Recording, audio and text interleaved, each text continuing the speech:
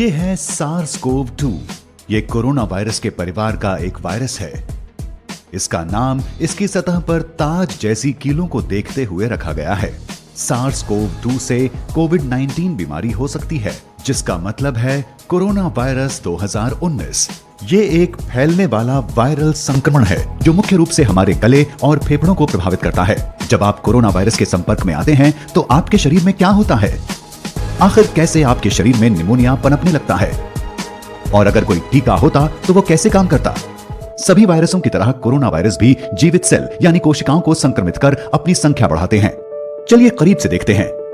Virus के अंदर आनुवांशिक सामग्री या जेनेटिक मटेरियल होती है जिससे ये अपने जैसों की संख्या बढ़ा सकें। वायरस के एक इंसान से दूसरे इंसान के अंदर जाते वक्त प्रोटीन की एक ठोस परत इस जेनेटिक मटेरियल को सुरक्षित रखती है। एक बाहरी कवर होने से यह वायरस कोशिकाओं की झिल्ली यानी सेल मेम्ब्रेन को संक्रमित कर पाते हैं। इस बाहरी कवर के अंदर से प्रोटीन के कणों की कीलें निकली होती हैं। कोरोना वायरस के लिए ये कीलें यहां दिख रही कीलों से कहीं ज्यादा बड़ी होती हैं। लेकिन किसी आम इन्फ्लुएंजा का वायरस और ये नया वायरस दोनों ही अपनी इन कीलों का इस्तेमाल एक चाबी की तरह करते हैं और आपके शरीर की कोशिकाओं में घुस आते हैं। यहां ये शरीर को आंतरिक रूप से प्रभावित करते हुए नए वायरस को बनाने में लग जाते हैं। जब एक संक्रमित व्यक्ति बात करता है, खांसता है या छींकता है तो वायरस की छोटी बूंदें आपके मुंह या नाक से होते हुए आपके फेफड़ों में जा सकती हैं। एक बार आपके शरीर में आने पर यह वायरस आपके गले, नाक और फेफड़ों की कोशिकाओं के संपर्क में आ जाएगा। वायरस की सतह की एक कील आपकी स्वस्थ सेल मेम्ब्रेन में किसी ताले पर चाबी जैसा रोल अदा करेगी। इससे वायरस आपके सेल में घुस आएगा। एक आम फ्लू वायरस आपके सेल की बाहरी परत से एक कवच बनाकर आपके सेल के केंद्र या न्यूक्लियस में जाता है, जो कि सबसे अहम हिस्सा होता है। इसके बाद वायरल कवच और मेम्ब्रेन मिल जाते हैं और सेल के न्यूक्लियस में प्रवेश कर लेते हैं। वहीं दूसरी तरफ कोरोना वायरस को किसी होस्ट सेल के न्यूक्लियस में प्रवेश करने की जरूरत नहीं होती। ये सीधे होस्ट सेल के राइबोसोम नाम के हिस्सों तक जा सकते हैं।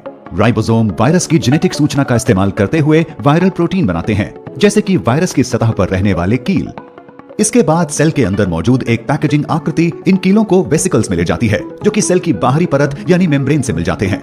वो सभी हिस्से जिनकी जरूरत एक नया वायरस बनाने के लिए होती है, वो आपकी सेल मेम्ब्रेन के ठीक नीचे इकट्ठे हो जाते हैं।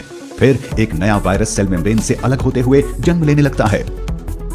अब जब ये वायरस आपके शरीर में फैल रहा होता है तो कैसे आपको निमोनिया के लक्षण महसूस होने लगते हैं? इसके लिए हमें आपके फेफड़ों को देखना होगा। हमारे दोनों फेफड़ों में अलग अलग सेक्शंस होते हैं जिन्हें लोब कहा जा सकता है। आमतौर पर जब आप सांस लेते हैं तो हवा आपकी सांस की नली में आराम से घुसती है, जहां से ये बड़ी नलियों या ब्रोंकाई में जाती है और फिर पतली नलियों या ब्रोंकियोल्स में जाकर छोटी थैली जैसे आकार की एल्वियोलाई में जाती हैं। आपकी सांस का रास्ता और ये थैलियां लचीली होती हैं। जब आप सांस अंदर लेते हैं तो ये छोटे गुब्बारे की तरह फूलती हैं और जब आप सांस छोड़ते हैं तो ये पिचकती हैं। आपकी एल्वियोलाई के इर्द गिर्द खून की छोटी नलियां होती हैं। जो हवा आप अंदर लेते हैं उसका ऑक्सीजन आपकी खून की नलियों में जाता है। फिर आपके शरीर का कार्बन डाइऑक्साइड आपकी नलियों से निकलता है ताकि आपके सांस छोड़ने पर आपके फेफड़ों से ये बाहर निकल सके। आपकी सांस के रास्ते के ज्यादातर कीटाणु सांस की नली के अंदर मौजूद बलगम अपनी ओर खींच लेता है। एक स्वस्थ शरीर में बालों जैसे दिखने वाले सिलिया से ढकी नलियां ज्यादातर इस बलगम और कीटाणुओं को सांस के रास्ते बाहर फेंकती रहती हैं, जिससे आपको खांसी आती है। आमतौर पर आपका रोगों से लड़ने वाला सिस्टम उन वायरस और कीटाणुओं पर हमला करता है जो म्यूकस को पार कर आपकी एल्वियोलाई तक पहुंच जाते हैं। हालांकि अगर आपका रोगों से लड़ने वाला सिस्टम कमजोर हो गया है, जैसा कि कोरोना वायरस के मामले में हो जाता है, तो ये वायरस उन लड़ाकू सेलों को हरा देंगे और आपके ब्रोंकियोल्स और एल्वियोलाई में जलन महसूस होगी, क्योंकि आपका सिस्टम बढ़ते हुए वायरस से लड़ रहा होगा। इस जलन से आपके फेफड़ों में पानी जैसा भरने लगेगा, जिससे आपके शरीर के लिए जरूरत जितना ऑक्सीजन लेना मुश्किल हो जाएगा। आपको लोबार निमोनिया हो सकता है, जहां आपके फेफड़ों पर लोब का असर होता है, या आपको ब्रोंको निमोनिया हो सकता है, जिससे आपके फेफड़ों के कई हिस्सों पर असर पड़ेगा।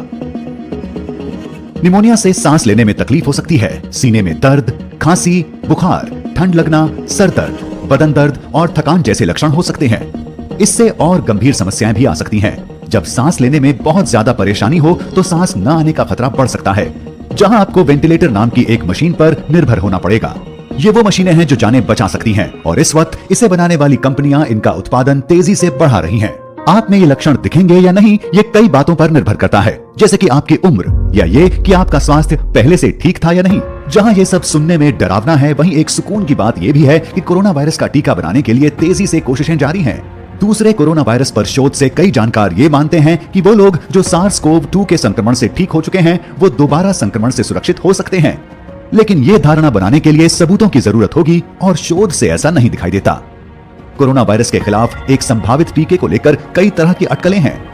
इसमें एक आम धारणा यह है कि अगर इसी वायरस के कमजोर वर्जन के टीके लगाए जाएंगे तो इससे ये वैक्सीन आपके शरीर को इस वायरस से लड़ना भी सिखा देगी और ये इतना कमजोर होगा कि आप इससे प्रभावित भी नहीं होंगे। कुछ ही हफ्तों में रोगों से लड़ने वाले आपके सिस्टम में मौजूद सेल एंटीबॉडी बना लेंगे जो कि कोरोना वायरस या इनके कीलों के आकार वाले प्रोटीन से लड़ने में कारगर होंगे। ये एंटीबॉडी वायरस से जुड़ जाएंगे और वायरस को आपके सेल से जुड़ने नहीं देंगे। आपका इम्यून सिस्टम इसके बाद इन एंटीबॉडी से मिलने वाले सिग्नलों के जरिए वायरस से जीतने लगेगा। इसके बाद अगर आप असल वायरस से संक्रमित हो जाते हैं तो आपका शरीर इसे पहचान लेगा और इसे खत्म कर देगा। दूसरे शब्दों में आपका इम्यून सिस्टम अब तैयार होगा। अब वैज्ञानिकों को जो वक्त लग रहा है वो इसके सबूत जुटाने में लग रहा है कि ये मुमकिन, सुरक्षित और कारगर होगा या नहीं। इस महामारी के दौर में टीके को बना पाना वक्त के खिलाफ एक दौड़ जैसा है। टीके के विकास की तरफ बढ़ते हर कदम में सालों नहीं तो महीनों का वक्त तो लग ही जाता है। एक इबोला के टीके ने 5 साल में तैयार होकर रिकॉर्ड तोड़े थे। आशा है कि कोरोना वायरस का टीका ये पिछला रिकॉर्ड तोड़ता हुआ 12 से 18 महीनों में तैयार हो जाएगा। इस सब में तो वक्त लगने वाला है, लेकिन अगर संभव हो तो आप घर में रहें और उन्हें बीमारी से दूर रखें जिन्हें खतरा ज्यादा है। और हाँ, कम से कम 20 सेकंड तक अपने हाथों को जितनी बार हो सके धो लिया करें। अगर आप 1 साल तक ऐसा नहीं करते तो क्या होगा? इसके लिए देखें एक और क्या हो अगर।